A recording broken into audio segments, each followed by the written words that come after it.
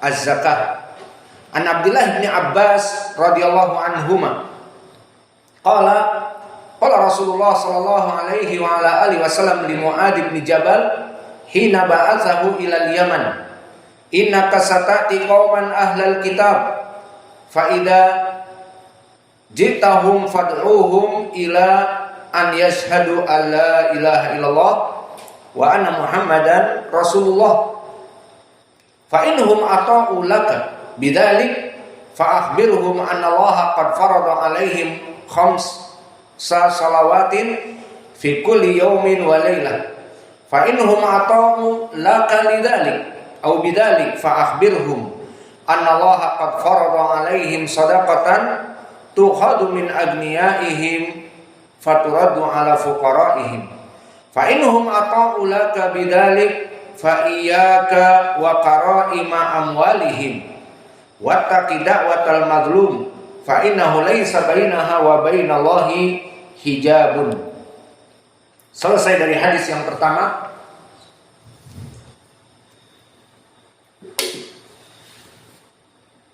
Maka hadis yang pertama ini datang dari Ibnu Abbas, sepupu Nabi Muhammad sallallahu alaihi wa ala alihi wasallam, seorang sahabi yang jalil, yang mana dia alim dari para sahabat, yang digelari dengan Al-Hibr dan dikatakan juga Al-Bahr.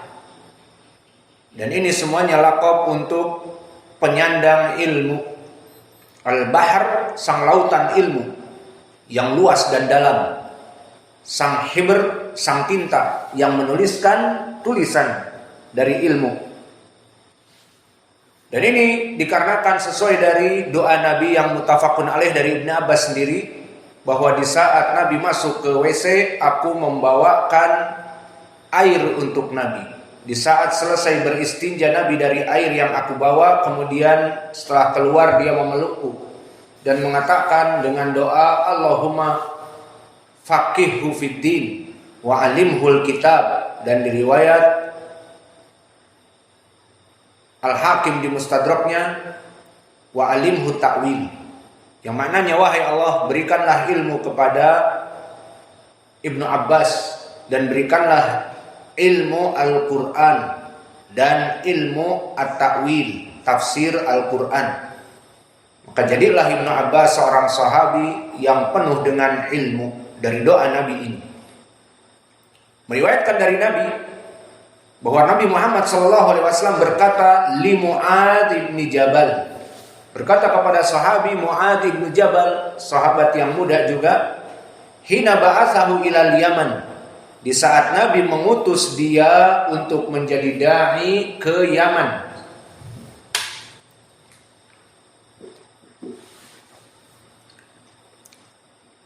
Maka di dalam lafaz ini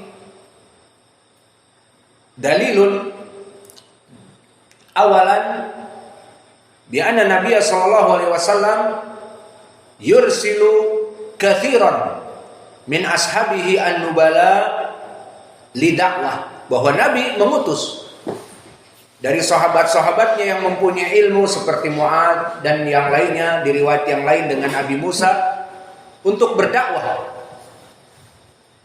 ke Yaman. Wal amru tsani fadlu ahlil Yaman. Wa min fadail ahlil Yaman, dari keutamaan orang-orang Yaman, fa innahum yuhibunal ilm, maka mereka sangat mencintai ilmu. Ja'a wufud ila Rasulillah sallallahu alaihi wasallam wa ba'da dzalik hum talabu al-mudarris lahum ila al-Yaman. Fali ajli hada thabata fi sahihain an Abi Hurairah lama ja'a al-wufud ila al-Yaman minal Yaman ilal Madinah, di saat datang wufud itu duta dari Yaman, yang mana mereka diutus oleh orang-orang Yaman untuk datang berguru kepada Nabi dan para sahabat, dan kalau bisa mengambil mereka dibawa ke Yaman. Itulah kebiasaan orang-orang Yaman. Falamma ja'al wufud minal Yaman min hadits Abi Hurairah Qala Abu Hurairah qala Rasulullah sallallahu alaihi wa ala alihi wasallam, atakum ahlul Yaman, telah datang kepada kalian ahlul Yaman, hum araqu quluban wa afidah, al iman Yaman, wal fiqhu Yaman, wal hikmah Yamaniyah. Maka telah datang orang-orang Yaman kepada kalian, duta-duta dari Yaman berbondong-bondong datang ke Madinah. Atakum ahlul Yaman, hum araqu quluban. Maka mereka itu orang-orang yang hati-hati mereka itu sangat lunak. Wa afidah, al fiqhu Yaman, wal iman Yaman. Bahwa keimanan mereka sangat kuat, orang-orang Yaman. Dan juga al fiqhu, pemahaman kepada fikih Islam mereka sangat kuat, dan cinta kepada ilmu, ini pendalilan mereka cinta kepada ilmu, al fiqhu Yaman, wal hikmah Yamaniyah. Maka mereka pun orang yang penuh hikmah.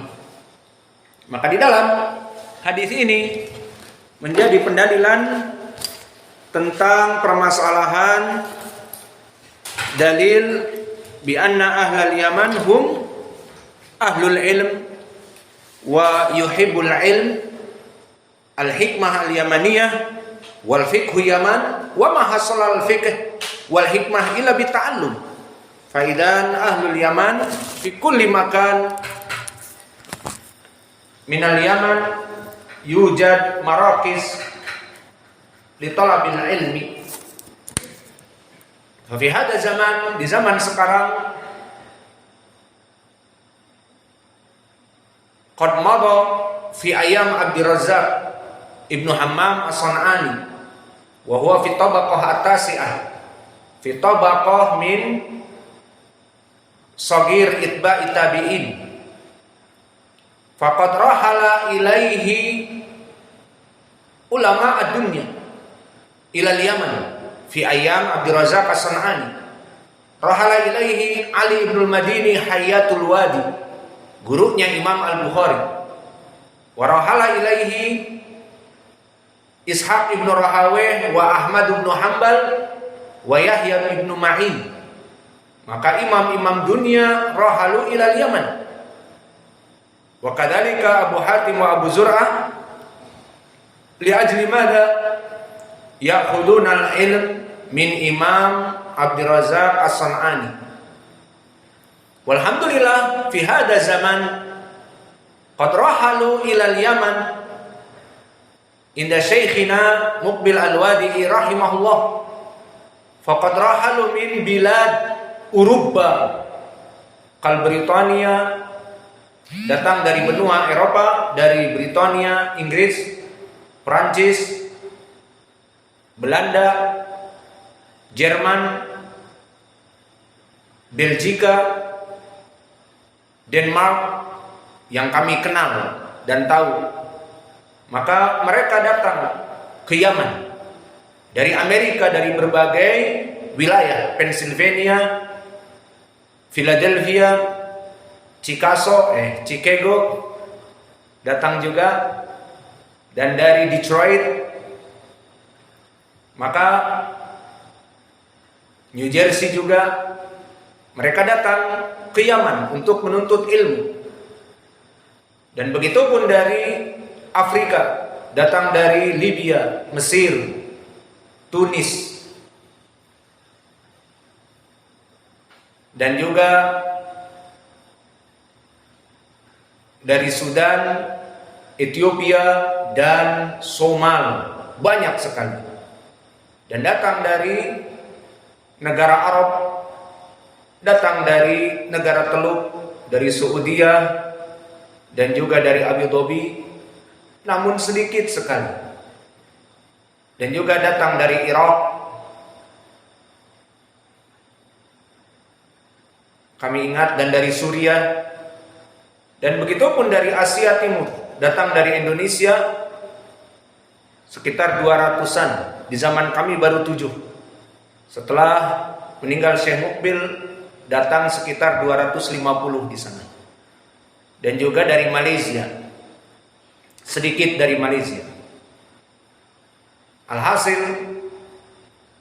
menunjukkan bahwa ahlul Yaman cinta kepada ilmu, dan mereka pun banyak menjadi ahlul ilm dikarenakan cinta kepada ilmu.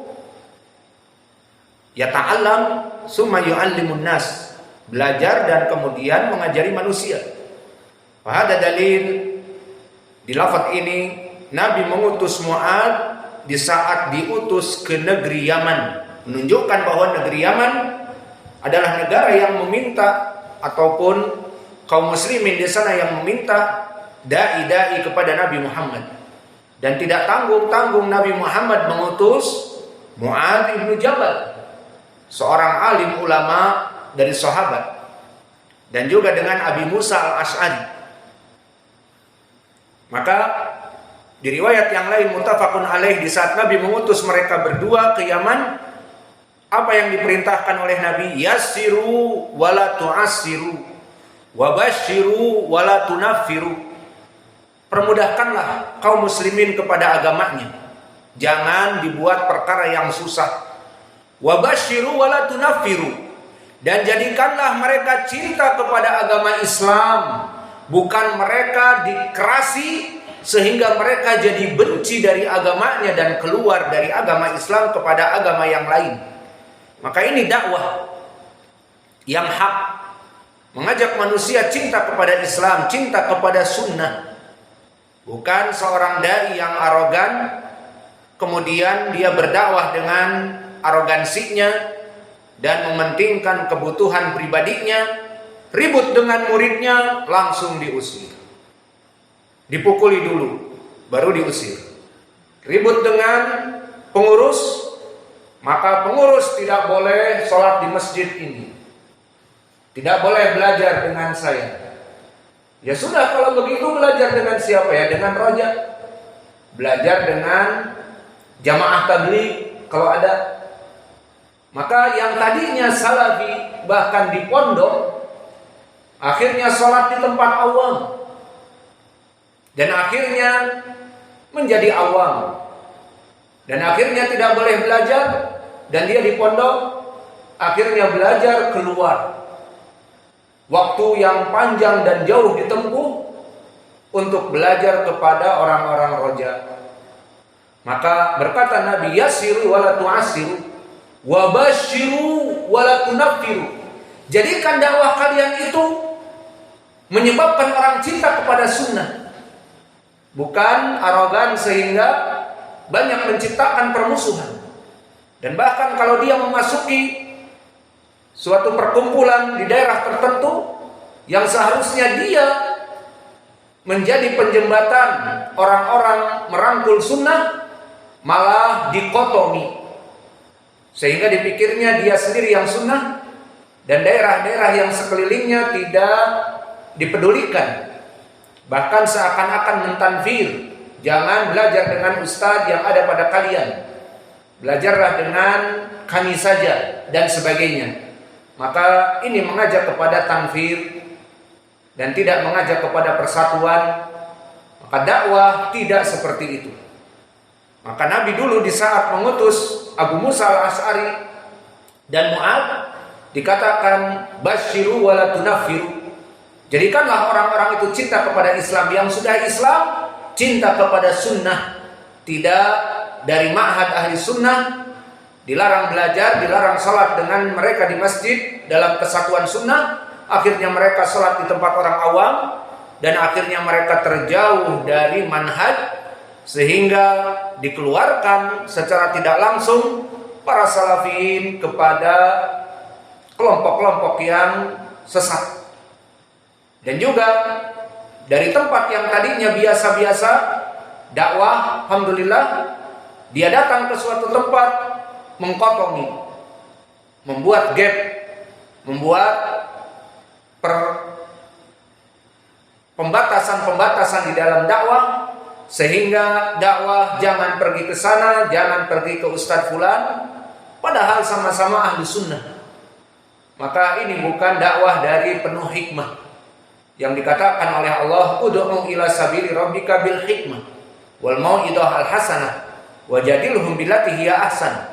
Maka berdakwahlah kamu dengan penuh hikmah dan ajarkan mereka mau'idhah al-hasanah, dari mau'idhah Al-Quran dan Sunnah, bukan mengajarkan gep-gepan ataupun persekongkolan hizbiyah dan menjauhkan manusia dari dakwah ahli sunnah yang lainnya. Seharusnya mengajak kepada persatuan.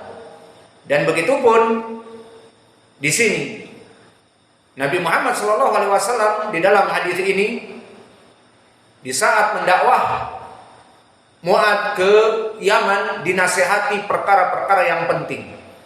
Perkara yang pertama dari permasalahan dakwah, innaka satati qauman ahlal kitab, bahwa kalian akan mendatangi ahlul kitab. Hada aidha min fadli ahlil Yaman.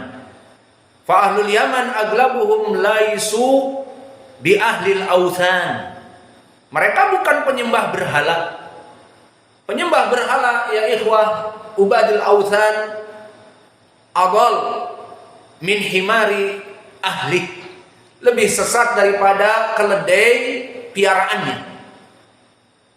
Fadukira kaifa fi tarikh haula kanu Quraisy yasna sonaman minad daqiq, membuat dari roti patung. Maka setelah capek disembah patung itu, lapar, dipotong tangannya dimakan, dipotong kakinya dimakan, habis potong kepalanya dimakan. Ismin ilahada, mana Rob yang disembah? Habis dipotong-potong, dimasukkan ke muara kegelapan ke lambungnya. Maka ini adalah perkara yang paling bodoh daripada keledai yang dia tunggang di Arab ya. Huna ma fi keledai. Fi Arab